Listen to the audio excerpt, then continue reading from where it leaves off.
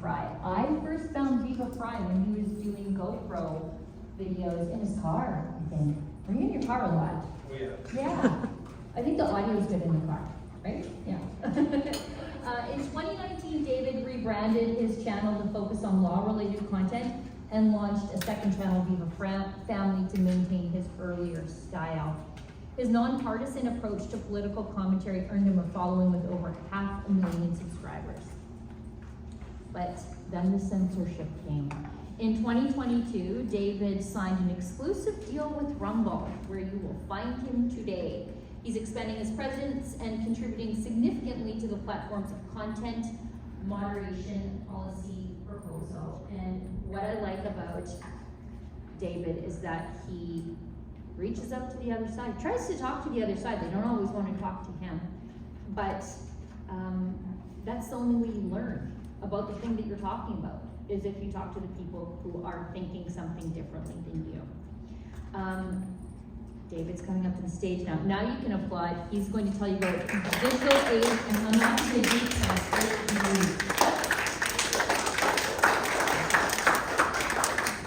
I gotta start with the visual first. Okay.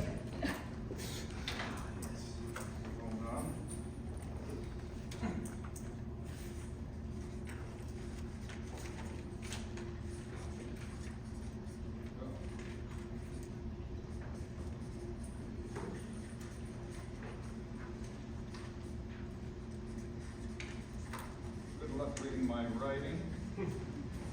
So Sheila touched on it a bit. What does it mean to be a journalist? I won't belabor this point. And I humorously, as I'm driving yesterday, I'm thinking it's sincerity, honesty, integrity, and transparency. And I ran it by the organizers, how many swear words I get, and I get to say it 3 times. It's a joke in that it's an acronym for shit. As you can see, because ultimately you only need one of those things, and it's going to be integrity. And the joke is, why is legacy media what I would describe as shit versus independent media, which what I would describe as the shit? And if you've ever gone to the Urban Dictionary, there's a big difference between being shit or being the shit. One is good, one is bad. So I'm a lawyer by trade. I don't know, let me see, I'll probably talk into this, it might make it worse. Or better. I'm a lawyer by trade, so I also have no formal journalism training. I don't consider myself a journalist. I struggle to even appreciate or understand or define what a journalist is. Practiced law for 13 years, and I always loved making videos and doing creative stuff and yada yada. And then I discovered that you could make content around what I was trained to do, analyze legal stuff, and that sort of became journalism, I guess, to some extent. I think people would consider me a journalist, even though I don't consider myself a journalist, and I struggle with that Happy Gilmore-esque, face it happy, you are a golfer, even though I just want to play hockey. And so the question is, what is journalism? You guys are going to study it, you're going to learn from the best, you're going to learn from people who are journalists, consider themselves journalists, and I consider them journalists. What is journalism? Anybody read American Muckraker by James O'Keefe? You all must read it. I believe it's on audio, and it's a relatively short listen. And James goes over what it means to be a journalist. When I say sincerity, honesty, integrity, transparency, ultimately, I think you just need integrity, because integrity will encompass the others.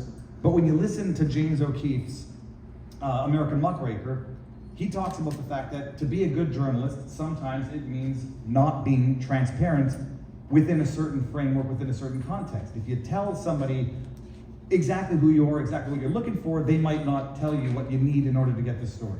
If you don't do undercover, or you don't ask, not secretive questions, but you don't act in a way that some might consider to be deceitful or even dishonest in the moment. When you're recording someone undercover, it's dishonest in that they don't know the camera's there, because if they know the camera's there, they're not going to tell you what you need to know in order to have your expose journalism for undercover journalism. But if you do it with integrity nonetheless, then you can still be what people would probably rightly consider to be a journalist, and a good one at that. James O'Keefe in the book talks about what it is to be a journalist. Is it a vocation or is it an action? You can train all day long to be a journalist, And then you might not ever be one because you might be fitting into one of other two categories. Rachel Maddow. You guys know who Rachel Maddow is? Yeah. All right, let's see who else we can get here and put them on blast. Potato Head Brian Stelter. Let's go with that guy, Keith Olbermann. Do you guys know who Keith Olbermann is? Hold on. How many of you are on Twitter? Oh, you're so young. We've moved on to new technology. How many are on TikTok? All right. How many are on social media? Okay, so what do you got? Facebook is left? No. Am I missing a platform? LinkedIn? LinkedIn is, oh God, that doesn't count. Instagram, YouTube, okay, let's say, I'm gonna go all of them. YouTube, Instagram, Facebook, Twitter, Snapchat, and TikTok. Who is not on one of those? Everyone is on at least one of those, correct? Okay. No. No, not it. No. What other platform I is don't there? use social media. Well, that's gonna change, sir. It has to. I mean, for one thing, I'll just say, like, from my own personal perspective, in order to know what you're talking about, you have to be immersed in it all the time, on all platforms, on all facets from all sides. But the point I was getting at in terms of Rachel Maddow calls herself a journalist. She wears the tag. John Harwood was the guy that I was thinking of. I think he might be too old for all of you. Calls himself a journalist in his bio on Twitter. I don't think people would call him a journalist. The question is then, what is he? I think most people would call him a propagandist. Rachel Maddow as well. Or an activist. Who's that guy? I'll forget his name. He's an actor. Mark Ruffalo. Wouldn't call him a propagandist, you wouldn't call him a journalist, you'd call him an activist. And so, maybe I'm wrong in my qualification, I don't think I am, but there's a difference between a journalist, a propagandist, an activist, and someone who's not any of these things. And what is the difference? It's the pursuit of the truth. And Sheila talked about it, like the pursuit of the truth, and this is something I've discovered because I started off, look, as a practicing lawyer doing fun stuff and not wanting to share my opinion because, you know, my parents taught me, don't talk religion, don't talk politics at parties, and now all I can do at parties is talk politics. I still don't like talking the religion because that goes nowhere good. Politics, at least when it goes nowhere good, it's fun. And you feel like you're hurting people's feelings less when you call them stupid for their political beliefs. You can't call people stupid for their religious beliefs. So I talk politics now, but once upon a time I didn't. I was a practicing lawyer. I would make some fun fishing videos. I would occasionally wax my legs with a drone and then say, oh, if I put that video on the internet, what's a judge gonna think Monday when they see me? And some of the judges saw some stuff and, you know, I believe they thought less of me as a lawyer, and I cared about that at the time. But I never shared my opinion at first when I started doing legal analyses. You all remember Bill C-16? Jordan Peterson. Everybody's familiar with Jordan Peterson? So back in the day, Jordan Peterson was raising the alarm about Bill C-16, and that was the amendment to the criminal code that added gender identity as aggravating factors to hate crimes. Just one of the examples. And Jordan Peterson was saying this is going to lead to compelled speech. And I'm a lawyer, and I was back in the early days of the blog. If you want to watch cringe, watch my early videos, 2016 to 2020. Cringe. And I said, well, I'll do a legal analysis. I'm a lawyer by trade, but I don't want to give my opinion because then I would not be analyzing. I would be, becoming an activist, maybe? I think I was wrong then. And I did, an analysis, an objective breakdown. Didn't share my opinion. And everybody knows who Christine Blasey Ford is? The Brett Kavanaugh Supreme Court Justice? Okay, so when Brett Kavanaugh was being confirmed, or he was going through his confirmation hearings to be appointed to the Supreme Court, out of the blue, much like what happened to Clarence Thomas 30 years prior, a certifiable nutbag, as far as I'm concerned, Christine Blasey Ford came out and said, 35 years ago, this man gang raped me at a house party in 1980, whatever. And they investigated these hearings, like they treated her like the hero who was going to tell her truth, take down Brett Kavanaugh. It's the same sort of tactic over and over again. Alex Jones, if you don't know him, you gotta know him, says it's not that you can predict the future, it's that they continually reuse the same tactics, mutatis. So if you know what they've done in the past, you can predict what they're gonna do in the future and look like the smartest person in the world when you do it. Christine Blasey Ford comes out of the blue, alleges that she literally alleged that a Supreme Court justice, he'd been on the federal court for decades, been investigated by the FBI, alleged that 30 some odd years ago, they sexually abused her at a party. I'm analyzing this, and I'm like, in my heart of hearts, I know that I believe she's crazy. whether or not she's an MK Ultra type asset. I believe she's crazy. She's making the thing up. It's politically motivated. And I analyze it, and I try to do the best steel manning I can of her position. And I successfully do it. So I check my bias in that I don't share it. And I say, look, here's the strongest argument possible for why she waited 35 years to tell this story. Pressure, intimidation, now she feels compelled to do it because he's going to rise to the Supreme Court, yada, yada. But I was reluctant to share my own opinion because at the time I was fearful if you share your own opinion, people will write off your analysis as being biased or ideologically motivated. I have since come to the realization that if you don't share your opinion, you're not being, not truthful, but you are not carrying integrity on with your base or people who are come to you for your opinion, because they need to know what you think. They need to know what you think in order to analyze what you are putting forward. When Sheila said everybody's got bias. Bias is sort of like the negative way of qualifying life experience. Everybody has their life experience through which they view the world. What you think, what you believe, what you've lived transforms and in some sense influences what you see in the world. Someone who's been bitten on the face by a dog looks at a dog and sees a threat. And someone who has not been bitten by a dog will look at a dog and go up and smooch it and kiss it.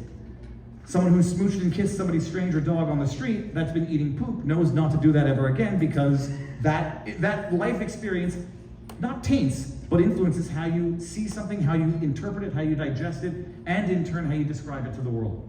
And so bias is life experience. It becomes bias when it becomes undisclosed or unduly influences what you put to the world by way of analysis. And another good example, anybody who's fished, if you've never fished, and if you've only caught bass, perch, sunfish, you think all fish can be licked. And then one day you catch a pike. Anybody ever caught a pike? Yeah. Anybody ever seen a man catch a bass off a drone? When you're done this, go look up drone bass fishing. Best moment of my life. But you learn you can't lip all fish. And that is a perspective that once you have that experience, you have a different view of the world. And then once you realize that you can't even gill all fish. You say, oh, pike have very sharp teeth. I can't grab it by the lip. This is what I did, I'll just grab it under the gill. They've also got hooks under their gills, and you can't do that either. You learn that, you never look at a pike the same way, you never look at a fish the same way, and your analysis of fishing becomes somewhat different than other people's. That might have been a very long-winded way of saying life experience will taint in the way you digest the world, and the way you get over that taint is by, on the one hand, checking it, and on the other hand, disclosing it so that people can assess your opinion and say, this is what he believes, and this is coming from his life perspective, and I will assess it accordingly. I'll try to avoid the American politics stuff too much because it's a little bit overwhelming for those who are out there, but deeply entertaining. Oh, it's the best time to be alive right now, politically speaking. And the question is, why is it now the best time where independent media is thriving and shit media is dying? And it's because they are undisclosed propagandists in all respects, through financing, through ideology, and they don't tell you. And then when you find out, because they've been, getting advertising dollars from Pfizer, or they get advertising dollars from the government, and then you find out, and then, they want you to believe that nonetheless they're objective and you can trust them. CBC, Global News, all of them. Who was it? It's Alan Simpson. You won't know this person because he's obscure. If you have integrity, nothing else matters. And if you don't have integrity, nothing else matters. Now, he was a Republican senator from Wyoming, and I originally thought the expression has to be Mark Twain or Winston Churchill, because they've got all of them. But integrity means not having an opinion. It means understanding that you do have an opinion, and then making sure that you are harder on yourself than anybody out there is going to be. A story recently, it hasn't recently broken, but you might have heard this. Trump, Epstein Island, allegedly sexually abused a 13-year-old kid named Katie Johnson. You all heard that? I'm in this sphere day in and day out. I will not hide my partiality. People might hate me for it. I know I have some family members who strongly disagree with me about it. Donald Trump has to be the next president, if only to overcome the lawfare, which would result in a world in which there's no more elections, there's only government selections, state selections as to who you get to vote for and who they get to disqualify through lawfare. So this story breaks, and I see it running around on Twitter. Trump is alleged to have sexually abused a 13-year-old. There were court filings and all this stuff. And my immediate reaction, my internal instinct and reflex is to say, I'm going to ignore it. Because it can't be true. I don't even want to look into it. Because if it is true, it will be devastating. And then I say, Viva, don't be potato head stelter, and don't be propagandist Maddow. You've got to address it, and you've got to address it not only for yourself, but for the people out there who rely on me for information and for accurate information. If I don't cover something that's true, they're going to be ignorant and taken aback when they come across this elsewhere. And then, so sure enough, I mean, look, I had known about it en passant.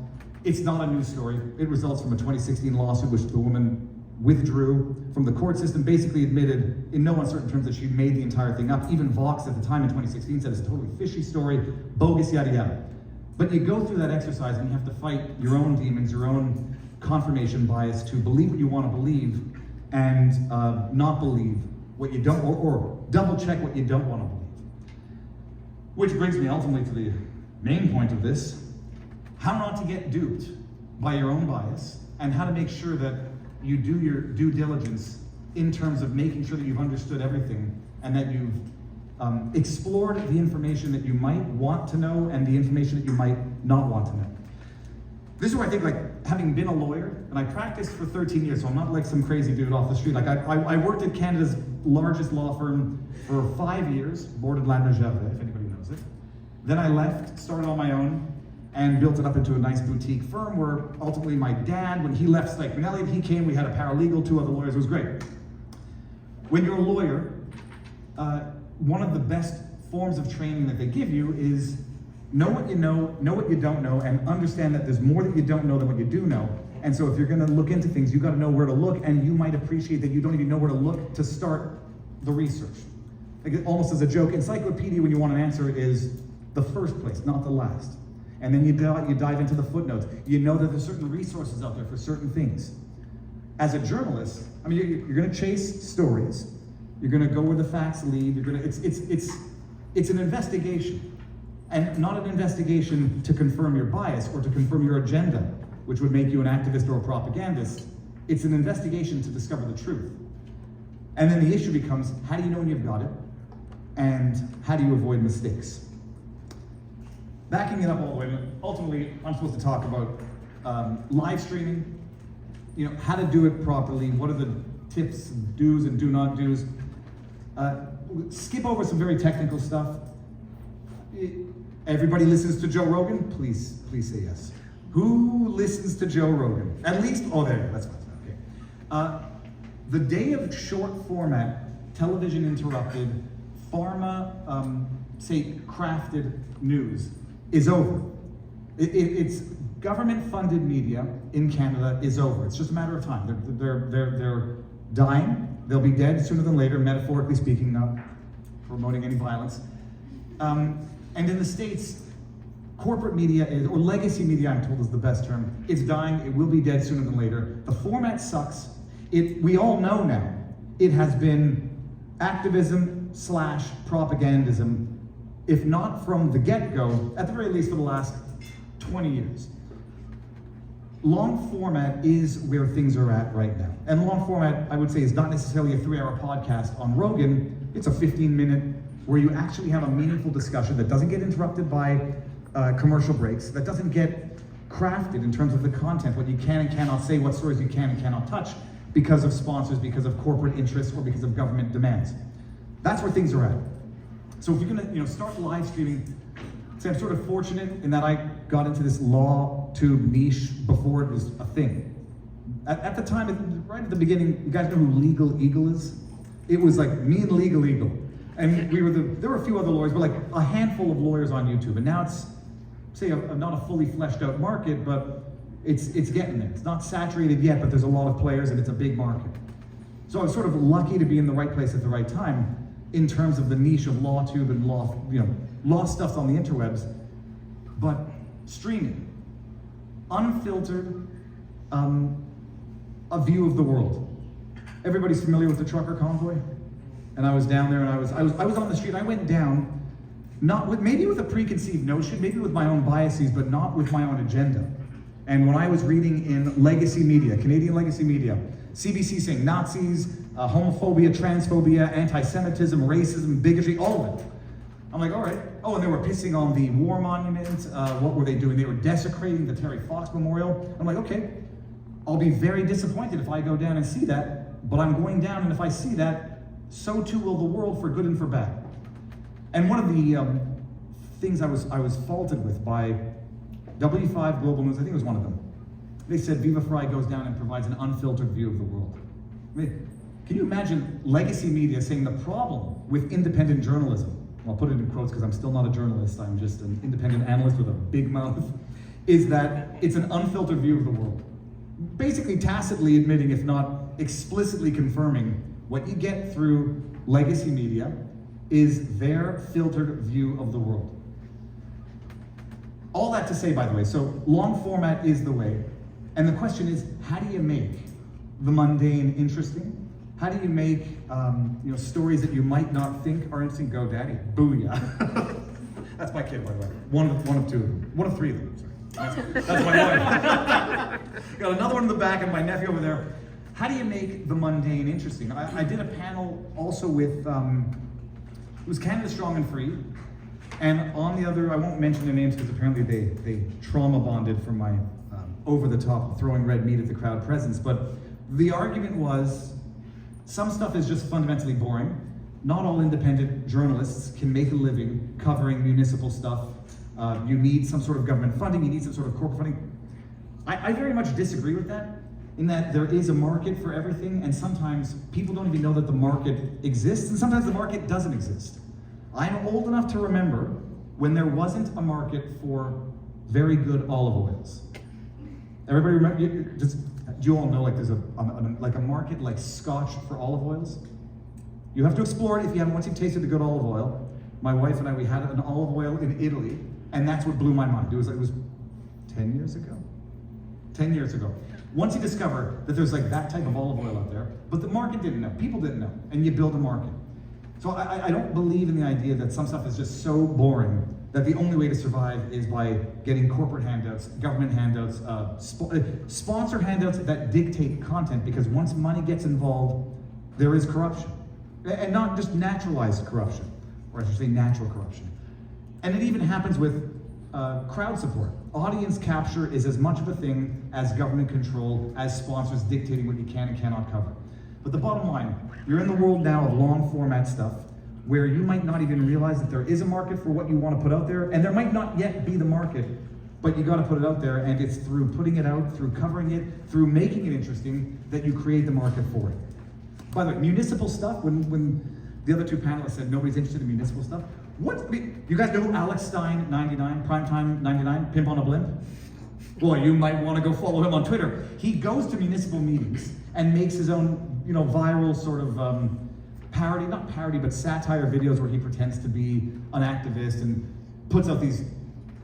If you didn't know he was a joke, you'd think it was a real person, and that's how absurd reality has gotten. But makes an industry. He made a name, he made a brand, he made a niche of going to town hall meetings and acting the fool to illustrate how woke, crazy municipal stuff has gotten. Perfect example where nobody was there, and I think it would have done good when the Victoria City Hall flew the menopause flag, the period flag, just recently. A red flag to celebrate menstrual equity. And I'm like, dude, I would have been down there if I were in that crazy town of Victoria. Go down there, cover it. That's something that would appeal to the world just in terms of its sheer insanity. The bottom line now, long format. What do you need on a technical level? Audio is better than video. Like if you can have crappy video, but so long as the audio is impeccable, it's great. You can have the best video on earth, but if there's wind blowing, it's going to turn people. Set aside the technical stuff. You need something to talk about. You need an understanding of what you're talking about.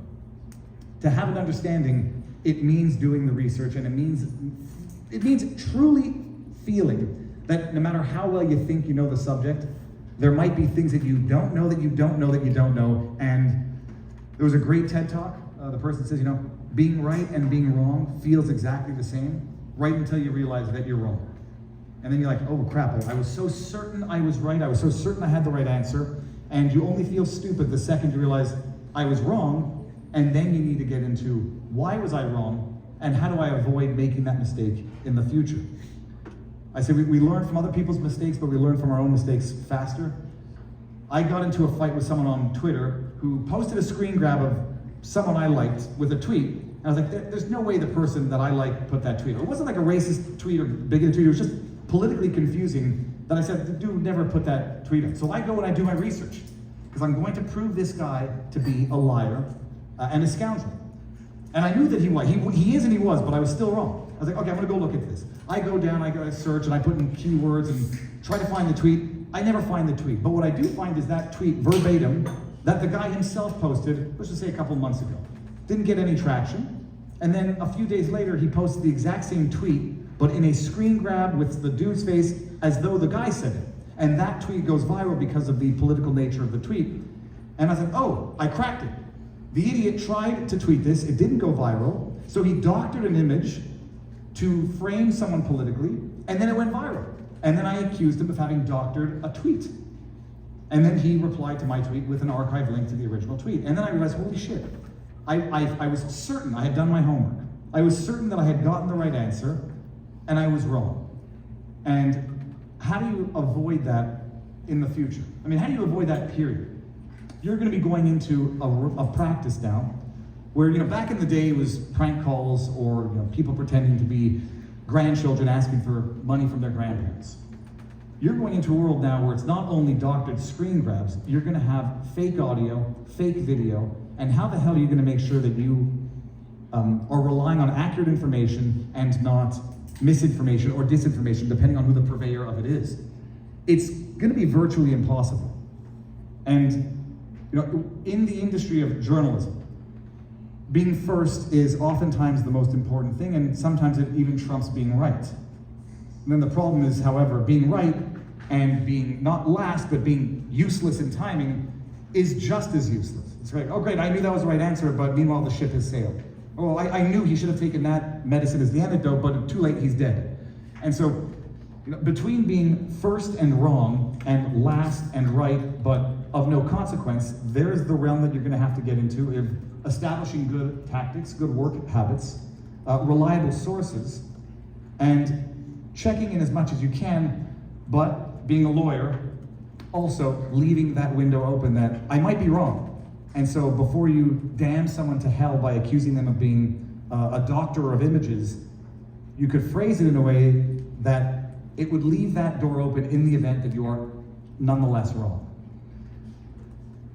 You'll find the sources, but it's almost useless to talk about what the sources would be, because the sources are going to change over time. The methods of verification are going to change over time. There will be not algorithms, but rather software that will check for digitally altered photos, audio that has been altered.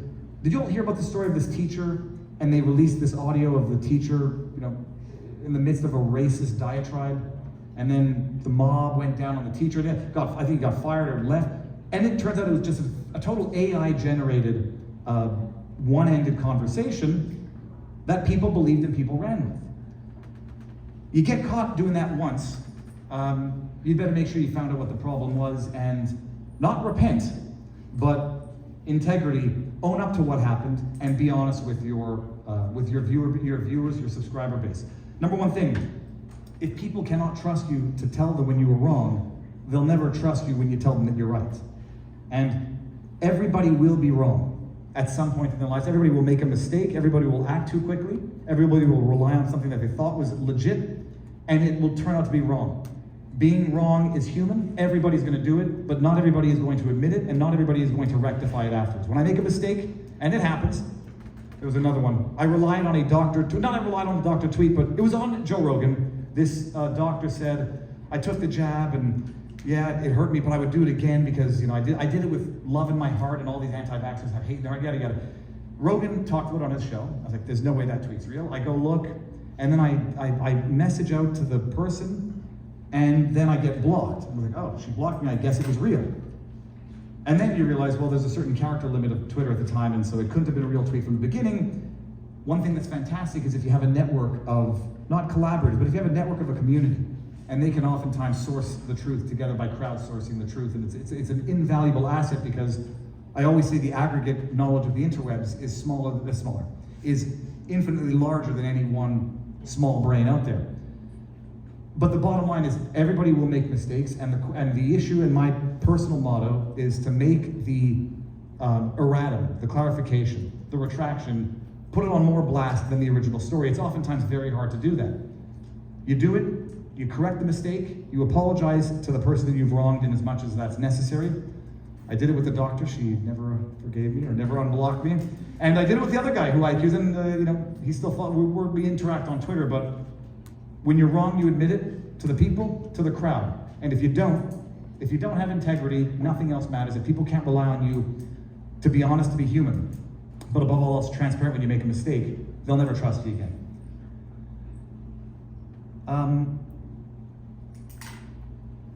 Acknowledge your own limitations, you'll get there. It's a question of being a responsible human. Journalism, the pursuit of the truth, is nothing more than being a responsible human, a fair person. A fair person to the people you hate. Now, I will be rightly accused of being very, very rude, saucy, sassy, whatever you want to call it on Twitter to the people I hate. Well, I believe that certain political people, at the end of the day, all you have left to do is try to, explain your grief with them, and if it involves dropping an F-bomb every now and again, well, that's what it means to be human. But be fair with everybody, and affording them an opportunity to respond before you publish, before I'm looking into this is what I think, reach out, because if I had reached out to the guy who I accused of doctoring the image, he might have corrected me right off the bat and sent me the archive link. He might not have, because he would have loved to make me make that mistake and use it against me. But there is no shame in treating everybody, even your adversaries, fairly, and giving them the opportunity to explain themselves, and you might realize they're right and I'm wrong. And that's it. Never rely on one source, period. And once someone has burnt you, if someone has burnt you, you must always view them with the requisite degree of, I believe the word would be circumspection. It's not because someone lied in the past that they're always lying in the future, but the propensity to lie means everything that they say has to be taken with a grain of salt and not reliable. And then you develop your network. You develop people who you know you can rely on. You develop those who you know you can rely on to lie. Aaron Rupar, you guys know Aaron Rupar? A.T. Rupar, he's in the Urban Dictionary for a lying sack of S-H-I-T who you know everything he says is a lie. I think he used to work for CNN. Aaron Rupar, you can rely on certain people to know that everything they tell you is a deliberate, malicious lie to mislead, and anybody who repeats it will invariably embarrass themselves. But this is the field you have to navigate as you get into this world of journalism. I mean, whatever journalism is, it's the pursuit of truth. It's fun. You all want to understand the world, and people value those who make the world make sense to them. So, with that said, I think I'm supposed to take some questions if you have any, but that is it. Welcome to the wild, wild west of information and making truth in this crazy place.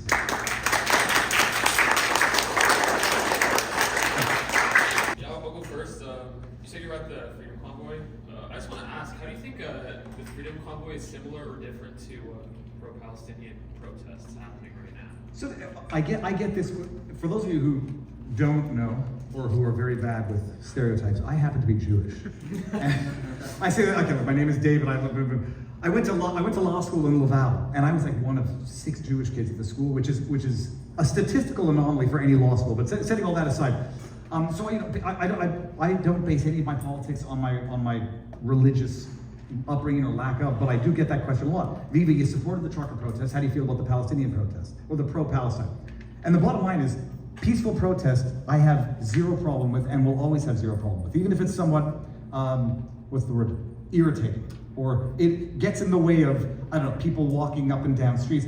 I went to McGill to actually see the encampment that was behind Roddick Gates on the football field there. McGill is my alma mater for my undergrad. There is harassment, which is not a legitimate form of free speech. I mean, the harassment is criminalized already. Stalking is. Death threats are already criminalized. To the extent that any sort of encampment, if you want to call it that, remains within the bounds of the law, protest, that's what it means to protest. And in as much as I said, then breaking up the Ottawa trucker protest with a fist of fury was an absolute overreach, to the extent that some of these pro-Palestinian protests are peaceful, they have the right to do it. And this is not, and I check my own bias. I actually happen to get called a Nazi and a white supremacist on Twitter all the time. I check my own bias in this. What I've seen in some of these protests is well beyond the realm of trucker-like protests. I mean, I went down to Square Victoria in Montreal, and when they accused the truckers of desecrating the Terry Fox Memorial, it's because they put a flag draped around his shoulders and put a Canadian flag in his hands. I went down to the Square Victoria in Montreal. They spray painted all over that monument, in addition to putting a flag in. If all they'd done was put the flag in, I would have lambasted anybody who said that's vandalism. But that was actual vandalism, which seems to get a pass in the media. I have to go down, take a 360 video of the monument, and then shame the Gazette, who only showed the upper portion with the flag in it. But no, bottom line, protest used to be a charter right. To the extent that it is somewhat of an inconvenience, if it's not an inconvenience, it's not a protest. To the extent that it operates within the bounds of the law, it's not unlawful, and you don't just get to willy-nilly declare, this is unlawful, and you all have to go home like Justin Trudeau did in Ottawa. But I mean, January 6th is another decent example. In as much as it remained peaceful, it was absolutely within the right and the realm of law. It got violent, it wasn't an insurrection, it's an absolute media lie, but it got violent at times. And those who got violent should be punished proportionately, commensurately with the crimes that they committed under the law. The only difference is, we've seen it here, we see it in the States a lot more, it's an absolute two-tier system of justice. BLM protests, burn down buildings, and assault police officers. You get 2 lawyers out of New York who threw a Molotov cocktail at a police officer's car, slap on the wrist. Like, I think it was like a year. And then you get some of the guys who allegedly assaulted police officers on January 6th, and they've been locked up in pretrial detention for years. And some of them are getting like 15, 20 years. So, long-winded answer. Protest used to be a God-given charter right, and now it's sort of a government-issued privilege. 2 things. You got to tell us about vivabarneslaw.locals.com. Ah, yes. Ethan, you want to say it?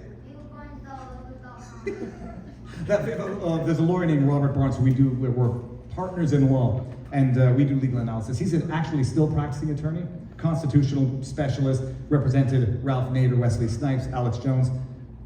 Big Brain Barnes, if you haven't seen it, Sunday night, 6 o'clock. It's a great community. You should all join. Second thing, Newsflare. I don't know much about it, but I think it's a platform you've used as a journalist, and it's a good income source, if I'm not mistaken. Ah, yes. I'm wondering if you could, for people who will be seeking income opportunities. Well, okay, so here's an alternative. It's an amazing thing also. Newsflare, and without being, I'm not sponsored by any of them, but they made a lot of money for me.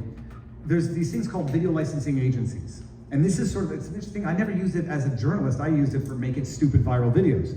The video of me catching the bass off a drone, we made a lot of money from that video because it got licensed out, BBC wanted it, some places in Vermont wanted to report on it, and so they licensed it and you get a little cut from it. It's a tool for journalism as well, probably now more lucrative than stupid viral videos or cat videos. And so, and I keep telling people this and they don't listen. And I was fishing in Florida, we live in Florida now, and there's a guy he's there with his camera and he caught a video of a gator eating a dead, not petrified, what's the word, rigor mortis raccoon off the street, stealing it from a bunch of vultures. I was like, can I see the video? It's like, dude, upload that to this place, it will sell, you'll make money. And he wouldn't do it, and I couldn't steal the video. And I wouldn't steal the video, but I was gonna just upload it for him. So Newsflare is a video licensing agency. There's a few others out there. There's Storyful, which I know is I like them, I've worked with them, they're trustworthy. Jukin Media, Jukin. I'm trying to think of other ones that there's a bunch of Viral Hog also is out there, but Newsflare and Storyful, Newsflare in particular, do politics, they do news. And you'll remember at the Education, Not Indoctrination protest in Ottawa, there was a viral video that went around of these kids stomping, the trans flag was on a little thing. The video went viral. But like that's the type of stuff that licensing agencies license out to other news outlets, and then you can get not insignificant passive income. And when I make some videos, every now and again, I just upload random videos for the purposes of licensing. It's an amazing thing. Because it can really, really be lucrative. You upload the video, you'll see it everywhere. Anybody here ever gotten that DM or a reply like, we're from this news agency, can we use your video? You ever get those on Twitter? When you get them, they're trying to steal from you. Like, they want to use your video so they can put out a report and not pay you anything, so they can make money off of it. And if you go through a news agency, they'll take, I want to say they take 40% or 50%, whatever, but it's 50% of a pie that you'd never otherwise see. So, Newsflare, Storyful, Jukin, Viral Hawking, you can look at them. Those are the three that I have worked with. You upload videos, they license them out to news agencies. If you capture amazing moments at a protest, I mean, it could be worth a lot of money and you would never understand until it's happened once. The first video that I ever went viral with, a squirrel stealing a GoPro, carried it up a tree, dropped it. Video made easily $10,000 over the course of a year or two. And since then, you upload stuff, and if it's cute, it'll sell. If it's news, it'll sell. And this is like a form of independent journalism that you don't have the overhead, you have a phone and you're on site. And it could be anywhere at any time you capture a moment. Think about uploading it to one of these agencies. And I am not sponsored by them.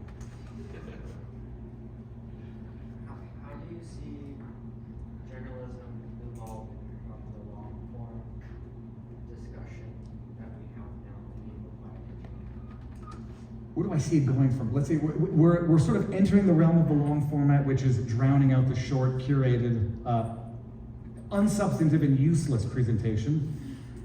I mean, we're going to find a middle ground in terms of the 3-hour marathons and the 15-minute more detailed analysis.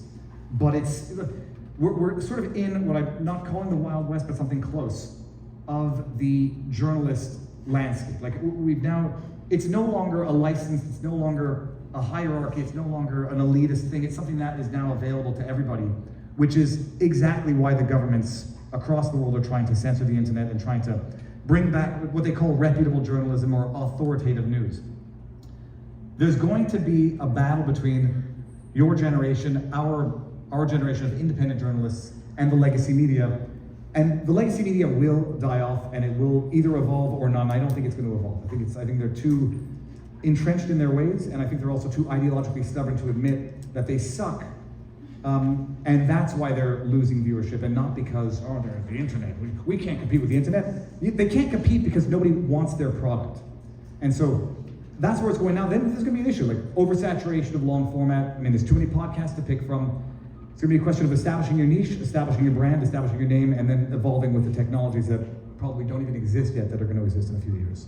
Do you think there'll be like zombie news organizations from the legacy media, basically because of all the taxpayer funds that are given or diverted, or in the US, the deal they have with television, basically, where they get like $1 for everybody who signs up to whatever? No, I think they're going to die. I mean, they're going to shrink and shrivel away into a grape from a beautiful vine. I mean, that's what they're shedding people now. Vox is laying off people. CNN, they're all laying off people.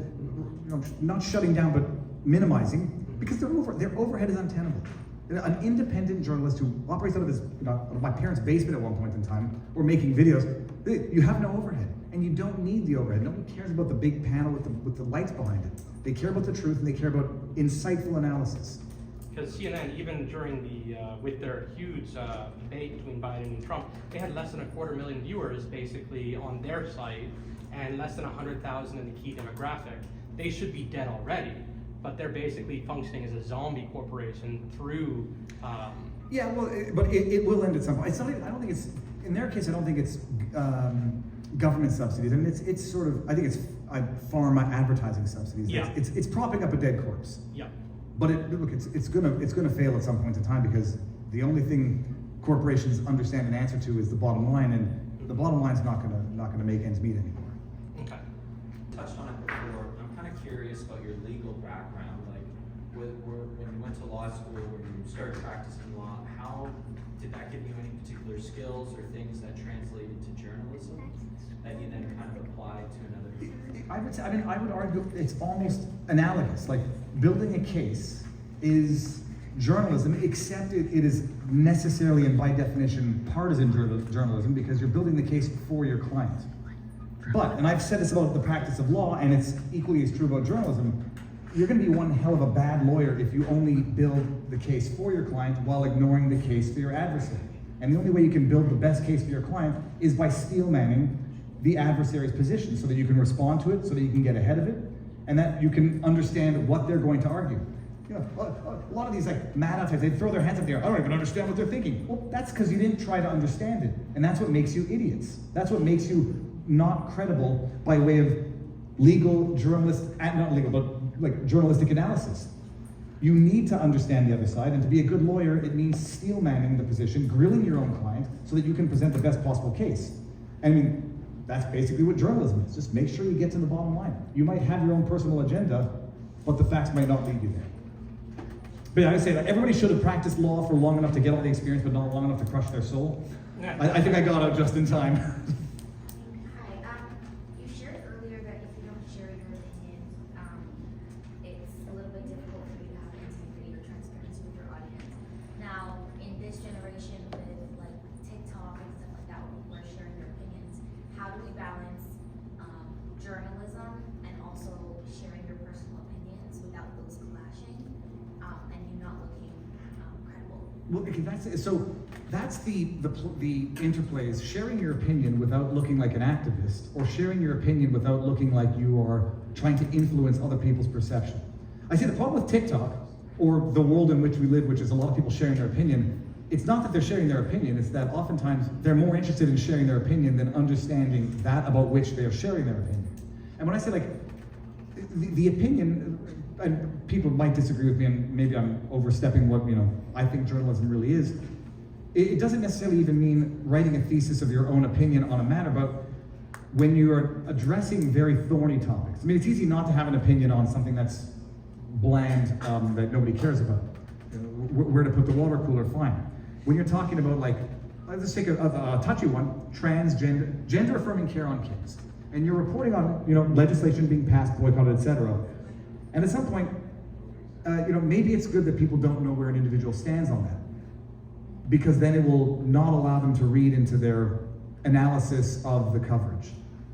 But I do say at the end of the day, like, on certain issues where everybody knows someone's got an opinion, it's sort of like the full disclosure. If you're covering a stock and you own stock in it, you say, I own stock in it, here's my analysis, write it off if you want. Here's my analysis of the protests on the floor against the measures for gender affirming care. By the way, I happen to firmly disagree with it, and therefore take my analysis for what it's worth. I do tend to think that like trying to explain things without not revealing and not rubbing their faces in it, but without disclosing your underlying belief.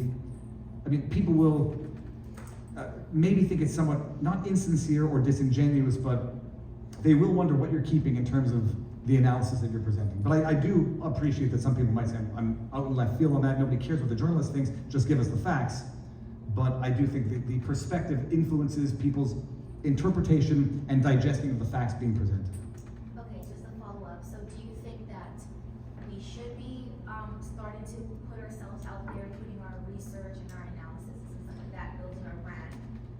Or do you think we should wait until we have like a team that can like edit and fact check and make sure that we're doing the right thing, because we're students, right? So it's a little bit. Well, no, I would say before you put out your opinion, make sure it's well-founded. I tell this to my kids, like, it's nice to say, they hear me talking and they say, oh, Joe Biden bad. It's like, well, it's good. You can say that, and in company, no one's gonna grill you on it, but you will say that, and even though I think you're right, you'll say it to someone who's gonna be smarter than you, and I think they're wrong, and they'll grill you on it. So before you share your opinion, you gotta make sure it's as tight as it can be. When it comes to journalism, yeah, I mean, I guess in that sense, you're gonna be building a brand, building a reputation in an industry. And I say at some point also, you gotta get the experience before what you think on a subject. This is also going back to law, like, as a young lawyer, I always said this, nobody cares what a young lawyer thinks. Get the experience, learn how to get the answers, and then you can issue an opinion that people will think is more credible. Okay. So I just say, like, you get the skills, you get the training, and you establish the brand, and you establish sort of the network, and then you can, and also there's a difference between just what you think versus commentary versus reporting. Bottom line, you're reporting on things that are thorny subjects. I mean, it's not more authentic and more sincere to withhold disclosing your personal views. I think that people will be able to interpret and understand and respect what you put out there all in one. But I do appreciate some people might very much disagree with that. I can't see you, but right over there in the back. I have a question in regards to, you talked about going online and sharing your opinion. How do you manage backlash and kind I said I would swear only 3 times. I'll swear one more time. Earmuffs, fuck them. I mean, but for death threats or like actual meaningful calls to violence, I give a crap what anybody out there says. This is another thing. My learning curve was, I'll be nice. I won't say what I believe, and then I won't make any enemies. And then you get into the world where silence is violence. So you don't say anything, you'll make enemies. If I'm gonna make enemies, at least I'll make it for what I believe and what I believe to be true. But no, it's at some point, you also get past the fear that everybody gets death threats on the internet because they're not real death threats, they're just people being idiots behind the anonymity of their keyboard. Some people make a bigger deal of them than others, and I won't name any names because some people build a brand off celebrating and victimizing themselves. Oh, I got these. Everybody gets it. It's the internet. And you leave your DMs open, which I wouldn't suggest. You'll get them if you say certain things, but they're no more serious than that. Once you realize you're going to make enemies for saying nothing, you may as well make enemies for saying what you believe. And also, like you just said, some people make up their brand from interacting with the backlashers. How do you make sure that you don't make that about? Because sometimes they do start commenting. Like you can see someone, she starts talking about a topic, and it's great, and then it grows, and then you get the backlash. But then you see that the content that the person is producing is like just that's stay focused on the facts. Well, that's, by the way, that is. Interact with them? Do you answer them, or do you just like? Well, I'll say this is what Robert Barnes, my partner, says, and he says, don't engage with trolls, period, because they are an evil life force that thrive off distracting you from doing what you're doing. But there's sometimes when you can interact with the troll, not because you're attempting to convince the troll of anything, because you're trying to, explain something else to the world. Basically, you're not replying to the troll, you're replying to the world. The real risk is some people start making money off the drama, and then they keep cycling it. Do I name one name in particular, or do I don't want to be mean? Rachel Gilmore would be a good example of someone who I think, to her detriment, because she could have otherwise served a very useful purpose in journalism, realized that you could make generate traffic off drama, and then it became the brand, and then fine, but it gets old real quick, and arguing with trolls, it gets old, and it also just gets time-consuming where it distracts you from what you're doing. There has to be a good reason to do it, and you also have to just have the discipline to stop. I lack that discipline sometimes, and then I engage with trolls, and all that they want to do is get you angry, get you to say something that they can then use to discredit you. And very, very, very rarely, in fact, by definition, if it's a troll, it's not sincere discourse. They're not out there to learn, understand, or change their beliefs. They're out there to just try to take you down. And so, but the branding off that type of controversy, it's a very, very toxic spiral, and it does take people down. Like, okay, great. If I want to see bickering in high school, I'll go back to high school, but that's not what I'm on Twitter for. But it's an easy buck to make in the beginning, and that's what sort of makes what they call people grifters. It's a term that's overused, but you'll see channels, all they do is fight with other creators, all they do is stir up drama, and that's kind of the definition of grift. It's like you're not adding anything of value, you're just fighting and making a few pennies off it. Different than fighting with politicians who deserve it, because one is of a sufficient, this goes back to journalism, like infighting or gossip is not necessarily newsworthy. Having integrity means understanding what gossip is of national, international, newsworthy importance, and what is just high school drama that is not worth reporting on. And with that said, one more? All right, go for it. I don't know what time I have to leave. I can do this all day. Who are some of your favorite journalists right now at the moment? It depends on what you mean by journalists. Like, where do I go to get news? First of all, I still read CNN. I still watch Rachel Maddow. I still follow Keith Olbermann. I don't know if I follow him, but I follow him. You need to know what the enemy is saying in order to understand what their arguments are. And then every now and again, you learn from them. They're not wrong all the time. So all sources, I read Al Jazeera, I read Haaretz, I read Jerusalem Post, I watch, I listen to Tim Pool, Joe Rogan, Russell Brand I love, Jimmy Dore, some of the big names, and I try to get from both sides. What's his face? Brian Taylor Cohen. I loathe him. This is a man that you can understand and predictably know is lying to you when he tells you something, but I watch his analysis of debates because you need to know how the propagandists and the activists are going to spin the news. And you can get ahead of it. You can reply faster than anybody else when you see one of their tweets because you've already heard their bullcrap arguments, and then you can sort of be the first of value. But you gotta watch everything, listen to everything, even if it pisses you off, because nobody's ever gotten stronger by sheltering themselves. I'm gonna write that down. All right, go for it. 2 minutes left.